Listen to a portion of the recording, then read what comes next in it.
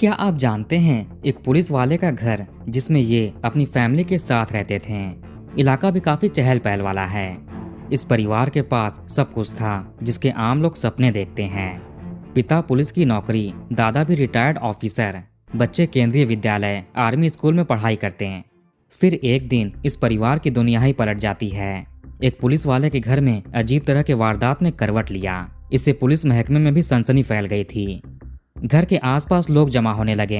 High rank police officers भी पहुंचते हैं। छानबीन शुरू की जाती है। फिर जो डिटेल्स निकलकर बाहर आए उसने केस को और भी अविश्वसनीय बना दिया था। पर सच तो सच होता है जिसे कोई झुठला नहीं सकता।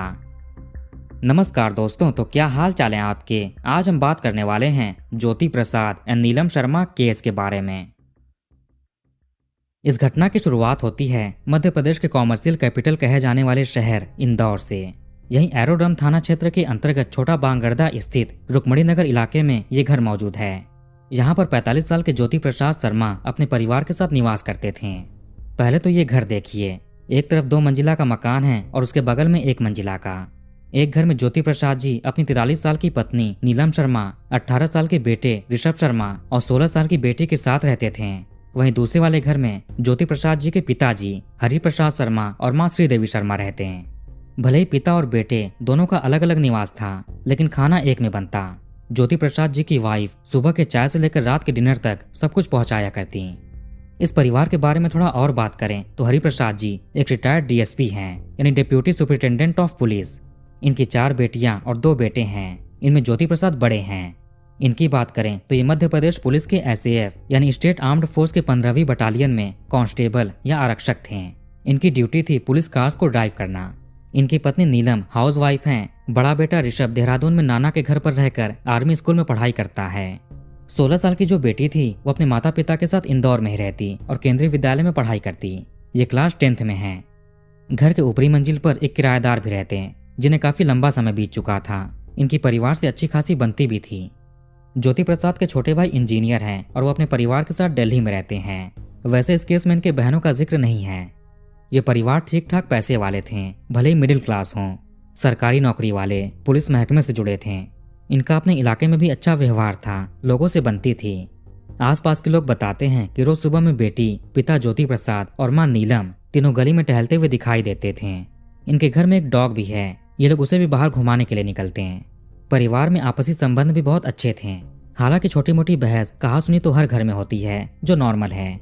नीलम शर्मा कभी भोजन तैयार करके अपने सास ससुर को पहुंचाने के लिए जाती तो कभी वो खुद आकर खा लेते थे। अब साल आ जाता है 2020 का। आप तो जानते ही हैं कि उस साल हुआ क्या था। कोविड की वजह से लॉकडाउन लग गया। सारे बिजनेसेस, कामकाज, हर चीज रुक गई। लेकिन पुलिस प्रशासन की ड्यूटी बढ़ जाती है। लॉकडाउन के चलते घर के बेटे ऋषभ भी देहरादून से इंदौर आ गए थे। इनका अपने दादा और दादी से बहुत लगाव था। कभी ये उनके घर सोते थे तो कभी अपने माता पिता के घर। मीडिया रिपोर्ट्स के अनुसार ज्योति प्रसाद जी नशे में होकर काफी शोर करते थे, जिसकी आवाज बाहर तक भी जाती। आसपास के लोग, ऊपर रहने वाले किराएदार ये सुनते थे। लेकिन फिर बाद में मामला शांत हो जाता, सब नॉर्मल हो जाता। इन्होंने अपने घर को पूरी तरह सुरक्षित कर रखा था। सिक्योरिटी कैमरास लगवा रखे थे, घर के अंदर भी और बाहर भी। अब आते हैं मेन घटना पर। 17 दिसंबर 2020 बृहस्पतिवार का दिन। बेटे ऋषभ अपने दादा और दादी के घर पर सो रहे थे। इस परिवार में रोज की आदत थी सुबह जल्दी उठ जाना। माता पिता, दादा और दादी सुबह जल्दी उठ जाते हैं और अपने अपने कामों में व्यस्त हो जाते हैं। आज के दिन भी दादा दादी समय से उठते हैं। ये इंतजार कर रहे थे कि कब बहू चाय नाश्ते के लिए बुलाएगी या खुद लेकर आएगी। धीरे धीरे 8 बजा, 8:30 बज गया, लेकिन चाय पहुंचाने कोई आया नहीं। बेटे बहू के घर में कोई हलचल नहीं थी। दरवाजे खिड़कियां बंद थे। सुबह से कोई दिखा नहीं। क्या वो लोग अभी तक सो रहे हैं? 8:30 से 9 बजे के बीच दादी श्रीदेवी शर्मा यही पता करने के लिए अपने बेटे के घर पर पहुंची। बाहर चेन गेट है, अंदर वरांदा है। यहीं एक तरफ 2 दरवाजे हैं घर में जाने के लिए और उसके दूसरे साइड में सीढ़ी है ऊपरी फ्लोर पर जाने के लिए। दादी ने देखा कि चेन गेट पर घर का डॉगी बंधा हुआ बैठा है, जबकि इसे तो फर्स्ट फ्लोर पर होना चाहिए। यह हमेशा ऊपरी मंजिल पर ही रहता है। फिर यहाँ ग्राउंड फ्लोर के मेन गेट पर किसने बांधा? इसके बाद दादी घर का दूसरा दरवाजा खटखटाती है जो अंदर से बंद था, लेकिन किसी ने भी दरवाजा खोला नहीं। ये अपने बेटे, बहू, पोती को आवाज लगाती है पर कोई जवाब नहीं मिलता। काफी कोशिश किया। फिर ये देखती हैं कि पहले वाले दरवाजे जो रूम में खुलता है वहां बाहर से ताला लगा हुआ है। क्या परिवार कहीं चला गया? लेकिन अभी तो लॉकडाउन था, कहाँ जाएंगे, बताया भी नहीं। इसके बाद ये अपने घर पर गईं। पोते ऋषभ को जगाकर पूछती हैं कि तुम्हारे माता पिता और बहन कहाँ चले गए, दरवाजा क्यों नहीं खोल रहे हैं। ये सुनकर बेटे की नींद टूट गई। ये घर जाकर आवाज लगाते हैं। दूसरे वाले दरवाजे के ऊपर थोड़ा गैप था। ऋषभ उसी दरवाजे पर चढ़कर झांकते हैं। जैसे ही देखा, इनके पैरों तले जमीन खिसक गई। ये तुरंत सामने वाले दरवाजे की तरफ भागे जहां लॉक था। बाहर से पत्थर लाकर ताले को खोलना शुरू कर देते हैं। शोर सुनकर आस पड़ोस के लोग इकट्ठा होने लगे। ऊपर से किराएदार नीचे आते हैं। ऋषभ की कोशिश कारगर होती है। ताला खुल गया। कमरे के अंदर बेड पर नीलम शर्मा पड़ी थी और जमीन पर पेट के बल ज्योति प्रसाद थे। हर तरफ जमीन, दीवार पर लाल पदार्थ बिखरे हुए थे। चीख पुकार मचता है और भी लोग जमा होने लगे। ऋषभ ने फौरन दिल्ली में रहने वाले अपने चाचा को कॉल करके बताया। वो तुरंत इंदौर के लिए रवाना होते हैं। इधर किराएदार ने पुलिस को कॉल करके सूचना दी। घर में सबका विलाप शुरू हो जाता है। चंद मिनटों में ही एरोड्रम से पुलिस घर पर पहुंची। यह मामला हर किसी के लिए हैरान करने वाला था। ज्योति प्रसाद और नीलम जी के ऊपर तेजधार चीज के निशान पाए गए। 10 से 12 निशान थे। पुलिस ने फॉरेंसिक टीम को इन्फॉर्म किया। जिले के बड़े बड़े अधिकारी भी यहाँ पर पहुंचते हैं। एक पुलिस वाले के घर में उनके और उनकी पत्नी के साथ ऐसी वारदात हुई है। इससे लॉ एंड ऑर्डर पर और भी सवाल खड़े होने वाला है। इस खबर को मीडिया तक पहुंचने में भी देरी नहीं लगती। न्यूज रिपोर्टर्स पहुंच जाते हैं। इसी बीच दादा ने पोते से पूछा कि तुम्हारी बहन कहाँ है। ऋषभ का तो ऑलरेडी रो रो कर बुरा हाल था। ये बेहोश भी हो गए थे। 16 साल की बहन भी घर पर नहीं दिखी। पता नहीं उसको कौन ले गया। कहीं उसके साथ भी तो कोई अनहोनी नहीं हो गई। पुलिस को 2 जगहों पर इन्वेस्टिगेशन करना था। एक तो घटना के पीछे जो लोग हैं उनका पता लगाना है। दूसरा घर की बेटी का पता करना था। IPC 302 का मामला दर्ज करने के बाद पुलिस ने कई सारी टीमों का गठन किया। अलग अलग बिंदुओं पर जांच करना है। इन्वेस्टिगेशन शुरू की जाती है। फॉरेंसिक टीम मौके पर पहुंच चुकी थी। अलग अलग एविडेंस इकट्ठा किए जा रहे थे। जो सामान बिखरे हैं उन पर से फिंगरप्रिंट सैंपल, कहीं से हेयर सैंपल। सीन को देखकर लग रहा था कि 1 से ज्यादा लोगों ने अंजाम दिया होगा। ज्योति प्रसाद एक पुलिस वाले हैं। हट्टे कट्टे आदमी हैं। केवल एक इंसान के बस की बात नहीं है इनको काबू करना। पता चला कि अलमारी से पैसे और गहने भी गायब हैं। घर में लाख रुपए से ऊपर का कैश रखा था। माँ के गहने थे। हालांकि ये गहने जो गायब हुए वो आर्टिफिशियल थे, कीमती मेटल्स के नहीं थे। पुलिस को कमरे में बेड पर 2 मोबाइल फोन्स पड़े हुए मिलते हैं। आसपास थोड़ी जांच करने पर एक और फोन मिला। ये इस तरह के शेल्फ पर रखा हुआ था। तो इस घर में 3 मोबाइल फोन्स पाए गए। परिजनों से पूछने पर मिला कि ये फोन माता पिता और बेटी के हैं। इनमें से एक फोन टूटा हुआ था और स्विच ऑफ था। पता चला कि ये बेटी का है। पहले पुलिस ने सोचा था कि बेटे को उसके फोन से ट्रैक किया जाए, पर फोन तो घर पर ही है। अब उसको ढूंढे कैसे? आखिर घर में कौन आया था, किसने इस घटना को अंजाम दिया? शायद घर में लगे CCTV कैमरों से पता चल जाए। ज्योति प्रसाद जी ने घर के बाहर अंदर कई सारे कैमरे लगवा रखे थे। जब पुलिस DVR चेक करने गई तो पता चला कि कैमरा तो ऑफ पड़ा हुआ है। ऋषभ से इन्होंने इसके बारे में पूछा। वो भी ये देखकर हैरान थे, कैमरा बंद कैसे है, जबकि इसे तो ऑन रहना चाहिए, ऑफ किसने कर दिया? अगर आपके घर में कैमरा लगा हो तो जानते होंगे कि फुटेज देखने से पहले उसमें पासवर्ड मांगता है। लेकिन यहाँ तो ज्योति प्रसाद जी के अलावा किसी को पासवर्ड पता नहीं था। फिर फुटेज देखें कैसे? घर में छानबीन करने के दौरान किसी कैलेंडर पर यह पासवर्ड लिखा हुआ मिल गया। शायद भूल ना जाए इसलिए ज्योति प्रसाद जी ने नोट किया हो। खैर, पुलिस फुटेज को एग्जामिन करना शुरू कर देती है। पर इन कैमरों की DVR में 15 दिसंबर के बाद की फुटेज नहीं थी। लगा कि 15 दिसंबर को ही, यानी घटना से 2 दिन पहले ऑफ किया गया होगा। शुरुआती जांच करने के बाद पुलिस ने पति पत्नी को पोस्टमार्टम के लिए हॉस्पिटल भेज दिया। उधर कैमरे में घटना के दौरान की फुटेज नहीं मिली तो क्या हुआ? इलाके में आसपास और भी कैमरे लगे हुए हैं, रोड पर भी हैं। पुलिस एक एक कर उनको भी एग्जामिन करना शुरू करती है। यहाँ 400 से भी ज्यादा कैमरे थे। परिस्थिति को देखकर लग रहा था कि जब घटना का खुलासा हुआ उसके 4-5 घंटे पहले ही इसे अंजाम दिया गया होगा। उसी समय कोई आया हो। 17 दिसंबर के भोर के 4-5 बजे की घटना हो सकती है। एक टीम ने परिजन, आस पड़ोस के लोग, किराएदार और बाकी सबसे पूछताछ करना शुरू कर दिया। आपको किसी पर शक हो, हाल में किसी संदिग्ध को घर के आसपास भटकते देखा हो, परिवार के किसी मेंबर का कहीं लड़ाई झगड़ा हुआ हो। पुलिस के ऊपर काफी प्रेशर था। सारी टीमें तेजी से इन्वेस्टिगेशन को आगे बढ़ा रही थीं। लोगों से पूछताछ में पता चलता है कि घटना से 2 दिन पहले 14-15 दिसंबर के आसपास ज्योति प्रसाद की किसी लड़के से कहासुनी हो गई थी। इन्होंने उस लड़के पर हाथ भी उठा दिया था कई बार। ये घटना कई लोगों के सामने हुआ। फिर वो लड़का ज्योति प्रसाद से गुस्से में कहता है कि वो तुमको छोड़ेगा नहीं, देख लेगा। यहीं से पुलिस को एक लीड मिलता है। इस पर ही जांच केंद्रित की। आखिर ये लड़का कौन है, कहाँ का रहने वाला है, क्या लगता है परिवार का, उसका फैमिली बैकग्राउंड क्या है, सब कुछ पता करना था। साथ ही साथ एक टीम घर में और भी छानबीन कर रही थी। शायद परिवार से जुड़ा हुआ और भी सुराग हाथ लगे। जैसे कैमरे का पासवर्ड लिखा हुआ मिला था, वैसे ही कुछ और भी मिल जाए। इसी मोहल्ले का ऋषभ का कोई दोस्त बताता है कि वो लड़का घर के पास रहने वाले वैभव नामक लड़के के घर आता रहता था। ऐसे पुलिस को उसके बारे में पता चलता है। इसके घर पर दबिश दी गई। इसका नाम था धनंजय सिंह यादव। इसके दोस्त इसे डीजे कहकर बुलाते हैं। उम्र 20-21 साल होगी। ये गांधीनगर का रहने वाला है। इसके घर से ज्योति प्रसाद जी का घर 6-6.5 किलोमीटर ही दूर है। पता चला कि ये लड़का पूर्व उप सरपंच नैन सिंह का बेटा था। नैन सिंह दबंग टाइप के आदमी है। इनके ऊपर किसी दूसरे केस में 302 का मामला भी दर्ज है, यानी क्रिमिनल बैकग्राउंड के हैं।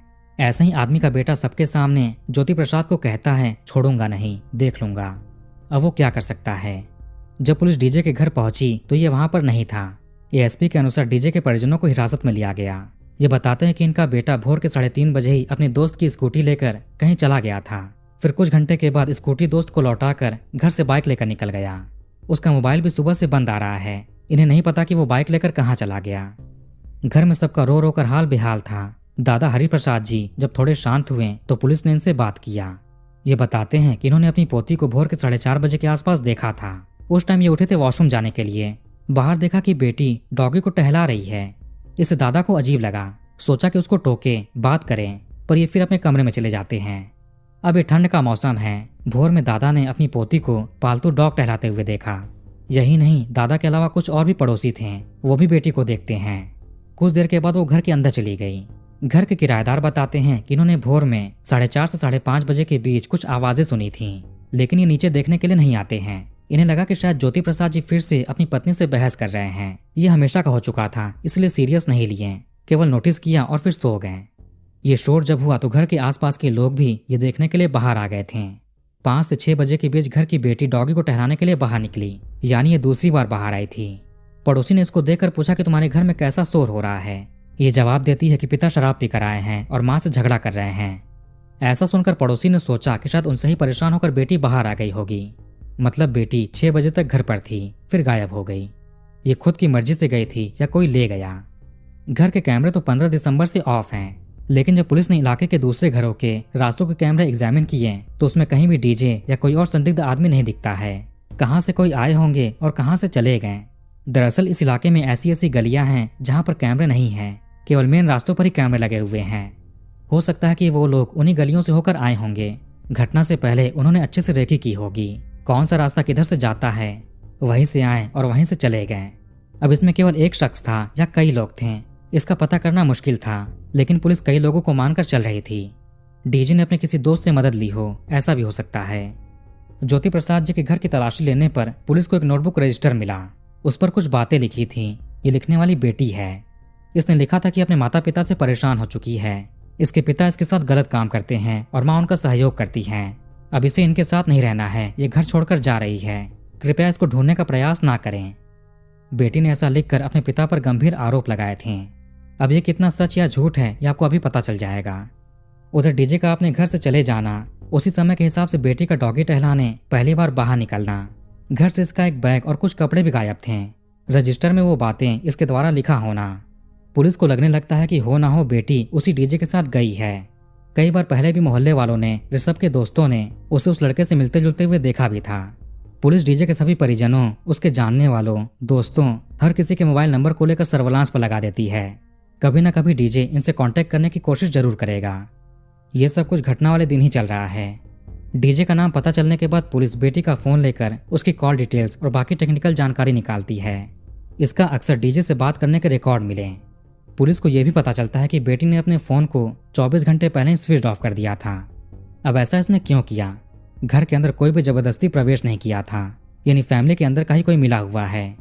पुलिस को पहला संदेह डीजे पर हुआ था और दूसरा संदेह ज्योति प्रसाद की बेटी पर। 5 टीमें इनको ढूंढने में लगी हुई थी। साइबर सेल भी एक्टिव थी। इसी 17 दिसंबर की शाम को 4 बजे अचानक से डीजे के किसी दोस्त के पास अननोन नंबर से कॉल आया। पता चला कि ये कॉल डीजे नहीं किया है, इसने किसी राहगीर से फोन लेकर कॉल किया था। ये दोस्त से कुछ मदद मांग रहा था। पुलिस तो ऑलरेडी इसी तरह की एक्टिविटी होने का इंतजार कर रही थी। तुरंत लोकेशन का पता चलता है जो रतलाम का मिला। इंदौर पुलिस फौरन रतलाम पुलिस को सूचित करती है। उन दोनों की फोटोज भेजते हैं। कुछ ही देर में रतलाम से बाहर निकलने वाले सभी रास्तों पर नाकाबंदी लगा दी गई। बिना चेकिंग के कोई भी व्हीकल निकल नहीं सकता। डीजे और लड़की दोनों रतलाम के एक होटल में रुके हुए थे, आराम कर रहे थे। चूंकि सुबह से इनका सफर चल रहा था, पुलिस से बचते फिर रहे थे, तो ये रात को आराम करने के लिए रुके। फिर से इन्हें पता चलता है कि पुलिस इनको ढूंढ रही है। चूंकि न्यूज मीडिया में भी खबरें चल ही रही थी। ये दोनों होटल छोड़कर तुरंत बाइक से निकल जाते हैं। पुलिस ने इन दोनों को मंदसौर नीमच रोड पर पकड़ लिया। ये दोनों बाइक से बॉर्डर पार करके दूसरे स्टेट राजस्थान जाने वाले थे। 17-18 दिसंबर की दरमियानी रात में ये पकड़े गए। भोर तक इंदौर पुलिस इन्हें एरोड्रम थाने ले आती है। थाने पहुंचते ही बिना किसी सख्ती के दोनों ने सारी कहानी बतानी शुरू कर दी। धनंजय यादव उर्फ डीजे गांधीनगर का रहने वाला था। इसका कोई जान पहचान का ज्योति प्रसाद जी के कॉलोनी में रहता, इसीलिए अक्सर इसका भी यहाँ पर आना जाना लगा रहता था। बेटी भी इसी रास्ते से होते हुए किराना की दुकान पर सामान लेने जाती। घटना से लगभग 2 साल पहले इन दोनों की ऐसे ही आते जाते रास्ते में मुलाकातें होने लगी। फिर इनमें फोन नंबर एक्सचेंज हुआ, कॉल पर बातें करने लगे, सोशल मीडिया पर चैटिंग करने लगे। ये सिलसिला चल पड़ता है। घर के किसी मेंबर को भनक तक नहीं थी। भाई तो देहरादून में थे, पिता ड्यूटी पर होते, दादा दादी अपने घर में होते, माँ अपने रूम में होती। इसीलिए लड़की आराम से खुलकर बातें करने लगी। फिर ये मौका देकर चोरी छिपे मिलने भी लगते हैं। ज्योति प्रसाद जी अपनी बेटी से बहुत लगाव रखते थे। इसकी हर ख्वाहिश पूरी करने की कोशिश करते हैं। आखिर कौन सा पिता अपनी बेटी को, जो इतनी छोटी है, उसे पर्सनल मोबाइल फोन यूज करने के लिए देगा। सोचा कि ये कुछ सीखेगी, पढ़ेगी, लेकिन इसने आशिकी शुरू कर दी। घटना के वक्त चूंकि ये 16 साल की थी, तो 2 साल पहले केवल 14 साल की रही होगी। एक दुकानदार बताते हैं कि एक रात ज्योति प्रसाद जी बाजार में भटक रहे थे, पिज्जा स्टॉल ढूंढ रहे थे। उन दिनों इस इलाके में उतने पिज्जा नहीं बिकते थे, ऑनलाइन डिलीवरी भी ना के बराबर थी। ऊपर से आधी रात का समय था, दुकानें भी बंद हैं। बेटी को उस दौरान पिज्जा खाने की चाहत थी, पर पिज्जा कहीं मिलता नहीं है। फिर पिता पिज्जा बनाने वाला मटेरियल खरीद कर ले जाते हैं और बेटी को बनाकर खिलाया। घटना से लगभग 2 महीने पहले इलाके में रहने वाले इसके भाई के दोस्तों ने इसे डीजे से बात करते हुए देख लिया। वो लोग पिता और माँ को बताते हैं। इन्होंने बेटी को बहुत समझाया, डांटा, साथ में डीजे को भी बेटी से दूर रहने को कहते हैं। बेटी से कहा कि इनकी इज्जत समाज में मत गिराओ, लोग क्या सोचेंगे, पढ़ने लिखने की उम्र में ये सब मत करो। पिता ने बेटी पर बंदिशें लगा दी, नजर रखने लगे। बेटे ऋषभ के दोस्तों से जासूसी करने को कह दिया कि अगर बेटी उस लड़के से दोबारा मिले तो बताना। अब परचून की दुकान पर सामान लेने के लिए इसकी माँ या फिर पिता खुद जाते थे। तुमको नहीं जाना है। पिता खुद ही बेटे को ट्यूशन छोड़ने जाने लगे। बोर्ड का एग्जाम आने वाला है, उस पर ध्यान दो। हालांकि बेटी पढ़ाई लिखाई में काफी अच्छी थी। 9th में इसने 82% स्कोर किया था। पिता को इससे बहुत उम्मीदें थीं, बड़ी होकर अफसर बनेगी, माता पिता का नाम रोशन करेगी। हर चीज में ये सपोर्ट भी कर रहे थे, लेकिन गलत चीजों में नहीं। सारी चीजों के बावजूद भी बेटी नहीं मानती है और चोरी चुप के डीजे से मिलती रही। ये दोनों घर के पीछे मिलते हैं, जहाँ पर लोग कमाते जाते हैं। मोबाइल पर चैटिंग, कॉल पर बातें तो चल ही रही थी।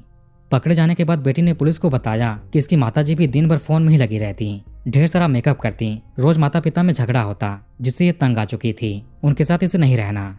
घटना से लगभग 2 दिन पहले आस पड़ोस के किसी ने फिर से इसको डीजे के साथ देख लिया और पिता को बता दिया। ज्योति प्रसाद दोनों को रंगे हाथों मिलते हुए साथ में पकड़ लेते हैं। इन्होंने बेटी पर हाथ उठाया, डीजे पर भी हाथ उठाते हैं। मामला काफी बढ़ गया था। इसी के बाद लड़का लड़की ने फैसला किया कि अब ये साथ रहेंगे, परिवार के साथ नहीं रहेंगे। इसी दिन दोनों फोन पर बात करके प्लान बनाते हैं। सब कुछ तय किया। इनके हाथ में फोन था और फोन में दुनिया भर की जानकारियां होती हैं। सारी चीजें इन्होंने तय की। उसके बाद बेटी ने अपना फोन स्विच ऑफ कर दिया। ये घटना से 2 दिन पहले की बात है। इन्होंने पहले सोचा कि घर से कहीं चले जाएंगे और कभी लौट कर नहीं आएंगे, लेकिन लड़की के पिताजी ज्योति प्रसाद पुलिस में हैं। इंदौर की सारी पुलिस इनको ढूंढने में लग जाएगी, कहीं ना कहीं से ढूंढ निकालेंगे। अगर उन्होंने पकड़ लिया तो दोबारा कभी एक दूसरे से मिल नहीं पाएंगे। इसके बाद बेटी ही प्रस्ताव रखती है कि क्यों ना हमेशा के लिए माता पिता को रास्ते से हटा दें। पिता तो प्यार के बीच में थे ही, माँ भी फोन पर बात करने से रोका टोकी करती थी। प्लान के अनुसार डीजे मेडिकल स्टोर पर नींद की दवा लेने गया, लेकिन बिना डॉक्टर के प्रिस्क्रिप्शन के मेडिकल स्टोर वाले ने दवा देने से इनकार कर दिया। बेटी अपना फोन स्विच ऑफ करने के बाद अपनी माँ के फोन से बात करती, फिर कॉल हिस्ट्री इरेज कर देती। ऐसा इसलिए ताकि पुलिस को इसकी लोकेशन या कोई और सुराग पता ना चले। माँ के फोन में बेटी का व्हाट्सएप भी जुड़ा हुआ था, उसमें भी डीजे से चैट करती, फिर डिलीट कर देती। जब नींद की दवा नहीं मिलती है तो उसने जिद करके कहा कि लेकर आओ कैसे भी। डीजे इंतजाम करता है और 16 दिसंबर की शाम को दे दिया। अब पता नहीं वो असली था या नकली था। ज्योति प्रसाद फिर से इसी दिन नशे में घर आए, झगड़ा हुआ। बेटी फैसला करती है कि आज ही घटना अंजाम देंगे। इसने पहले कैमरे बंद कर दिए थे जब पिता ने हाथ उठाया था। बेटी अपने माता पिता के लिए अलग से सब्जी बनाती है, उसमें 12 नींद के टैबलेट्स मिला दिए। इत्तेफाक से आज ही भाई भी दादा के घर पर सोने चला गया, मतलब मौका अच्छा है, माता पिता घर पर अकेले होंगे। खाना खाने के बाद रात को सभी लोग अपने अपने कमरे में सो गए। माँ और बेटी एक कमरे में सोते हैं, पिता दूसरे कमरे में, दादा दादी और भाई दूसरे घर में। रात को सभी लोग सो गए। बेटी अपना बैग पैक करती है, कपड़े रखती है। भोर में 3:30 बजे इसने डीजे को कॉल करके बुलाया। वो कहता कि आधे घंटे में पहुंचता है। उधर से वो दोस्त की स्कूटी मांगकर निकल पड़ा। इधर 4-4:30 बजे के आसपास बेटी फर्स्ट फ्लोर से डॉगी लाकर बाहर टहलाने निकली। दरअसल इसको यह देखना था कि आसपास के लोग जगे हैं या सोए हैं। इसके दादा और कुछ पड़ोसी इसे देख लेते हैं, पर अंधेरे और ठंड में कोहरे की वजह से ये देख नहीं पाई। डॉगी टहलाते समय दरवाजा खुला छोड़ दिया था ताकि डीजे आसानी से घर में प्रवेश कर जाए। पहले ही रूम में माँ नीलम सो रही थी। डीजे ने घटना से एक दिन पहले ही 500 रुपए में चाकू और हंसिया जैसे टूल्स खरीद लिए थे जो खेती में यूज होता है। वही शरीर के अलग अलग हिस्सों में चलाता है। माँ जग गई और शोर किया। कुछ मिनटों के बाद आवाज सुनकर दूसरे रूम से ज्योति प्रसाद देखने के लिए आ जाते हैं। यानी नींद की दवा ने काम नहीं किया दोनों पर ही। उन्होंने डीजे का सामना किया, बचाव किया, शोर मचाया, लेकिन चूंकि ये गहरी नींद से जग कर आए थे, ऐसी स्थिति में ताकत नहीं होती है। डीजे इन पर भी भारी पड़ा। बेटी डॉगी को चेन गेट में बांध कर वापस घर में आ गई थी। फिर दोबारा ये डॉगी को लेकर बाहर टहलाने निकली। कहीं कोई आवाज सुनकर जग तो नहीं गया और वो देखने के लिए आ ना जाए। कुछ पड़ोसी जग भी गए थे और बेटी से पूछते भी हैं। इसने कहा कि माता पिता में बहस चल रही है। इन्होंने सोचा था कि दोनों को कहीं ठिकाने लगा देंगे। माँ को चादर में लपेट रहे थे, पिता के हाथ बांधे। लेकिन सुबह हो रहा था, लोगों की आवाजाही होने लगी। फिर इनको ऐसा ही छोड़कर भागने का फैसला करते हैं। बेटी ने अपने कपड़े का बैग लिया, माँ के गहने और पैसे भी चोरी करके रख लिए थे। दोनों स्कूटी से गांधीनगर गए। डीजे ने स्कूटी दोस्त को सौंपी और घर से बाइक लेकर विजयनगर गए। वहाँ चाय नाश्ता दोनों करते हैं। ये दोनों रतलाम होते हुए राजस्थान के प्रतापगढ़ जाने वाले थे। वहीं पर कोई काम ढूंढकर हमेशा के लिए बस जाते हैं। रास्ते में डीजे अपना फोन भी नष्ट करके फेंक देता है। लड़की ने अपना फोन घर पर ही छोड़ दिया था। घटना में यूज हुए हथियार को सुपर कॉरिडोर के पास फेंक दिए। घर से जाने से पहले डीजे ने लड़की से लेटर लिखवाया कि इसके पिता इसके साथ गलत काम करते हैं। माँ उसमें सहयोग करती है ताकि पुलिस को गुमराह करते रहें, डीजे पर शक ना जाए। लेकिन ये लेटर मिलते ही पुलिस शुरू में ही समझ गई थी कि ये मामले को भटका रहे हैं, सारी बातें झूठी लिखी हुई हैं। लड़की ने एक और लेटर लिखा था कि इसके पिता गलत तरह के नशों की तस्करी करते हैं, उनके कई दुश्मन हैं, इनके परिवार के साथ कुछ भी हो सकता है। इस वाली चिट्ठी को लड़की अपने पास रख लेती है। जब दोनों घर से भागे तो उस चिट्ठी को पोस्ट ऑफिस के लेटर बॉक्स में डाल दिया। ये दोनों उस लेटर को भेजना चाह रहे थे पुलिस स्टेशन में, ताकि पुलिस को वो मिले और वो उसी दिशा में जांच करें। लेकिन जब तक ये लेटर पुलिस के पास पहुंचता है तब तक दोनों पकड़े जा चुके थे। ये वाला लेटर भी केस से भटकाने के लिए लिखा था। पुलिस को लड़की के बैग से इसके कपड़े, आर्टिफिशियल जेवर और 1,19,000 रुपए मिलते हैं। इनके अलावा बैग में एक और लेटर मिलता है जो कि लड़की ने अपने प्रेमी डीजे के लिए लिखा था। सिर्फ 5 मिनट ही सही, कम से कम डीजे से मुलाकात तो हुई। आपसे हुई इस मुलाकात जिंदगी के सबसे कीमती और मीठे पल हैं। मैं चाहती हूँ कि वो पल कुछ लम्हों के लिए ठहर जाएं, क्योंकि वो वापस कभी नहीं आ सकते। आपके लिए जिंदगी कुर्बान है। अगर आप मेरे नहीं हुए तो मैं आपको किसी और का नहीं होने दूंगी। मैं चाहती हूँ कि हम दोनों के बीच कभी कोई नहीं आए। अगर जो भी आए उसका अंजाम बुरा होगा। मुझे सोचकर बहुत मजा आ रहा है, इसीलिए किसी को भी हम दोनों की जिंदगी के बीच नहीं आने देंगे। ये सारी बातें लड़की ने अपने प्रेमी के लिए लिखी थीं, जो मैंने आपको पढ़कर सुना दिया। लड़की चूंकि 18 साल से कम है तो उसको कोर्ट में पेश करके बाल सुधार गृह भेजा गया। लड़का 20-21 साल का था तो इसको जेल भेजते हैं। लड़की तो 3 साल में बाल सुधार गृह से बाहर आ गई होगी। उसको वहां पर ज्यादा रखने की संभावना कम है। धनंजय तो जेल में ही रहेगा, इस पर ट्रायल चल रहा है। एक बच्ची ने प्यार के लिए अपने माता पिता के साथ ऐसा किया। दोनों को घटना के बारे में बताते समय जरा भी पछतावा नहीं था। हालांकि लड़की के बाल सुधार गृह जाने के बाद वो थोड़ी गुमसुम सी हो गई। 1-2 बार प्रेमी के बारे में पूछा, बाद में इसको पछतावा हुआ हो। अगर दोनों थोड़ा सोच लेते हैं कि आगे क्या होगा, पुलिस पकड़ेगी, जेल जाएंगे, या फिर दोनों ये सोचते हैं कि थोड़ा सब्र रख लें, लड़की बड़ी हो जाए, पढ़ लिख कर कोई जॉब करे, लड़का भी कोई नौकरी करे। ऐसी स्थिति में कोई भी परिवार शादी से मना नहीं करेगा अगर दोनों अपने पैरों पर खड़े हों। अभी तक लड़की बाहर आ गई हो इसकी बहुत संभावना है। पता नहीं इसके भाई ने इसे अपनाया होगा या नहीं। ये केस इंदौर के सेशन कोर्ट में चल रहा है। तो वीडियो के ऊपर खत्म करते हैं। आप कमेंट करके अपनी राय बताइए। इस वीडियो को लाइक और शेयर जरूर करिए और मेरे चैनल को सब्सक्राइब करके बेल आइकन ऑन कर लीजिए। मिलते हैं नेक्स्ट वीडियो में। धन्यवाद।